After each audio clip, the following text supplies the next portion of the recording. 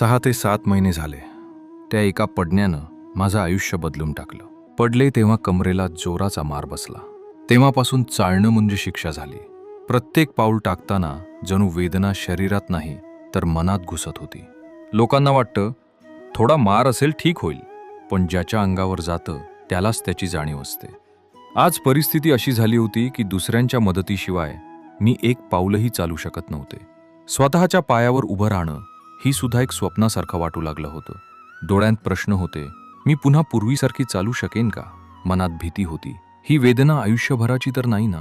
पण प्रत्येक अंधारानंतर एक प्रकाश असतोच. योग्य उपचार, योग्य मार्गदर्शन आणि थोडा आत्मविश्वास.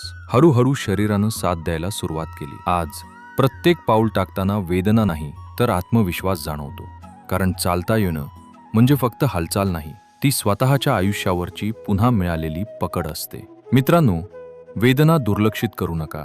वेळेवर उपचार घ्या, स्वतःची काळजी घ्या, कारण आपल्या पायांवर उभं राहणं हीच खरी स्वातंत्र्याची भावना आहे.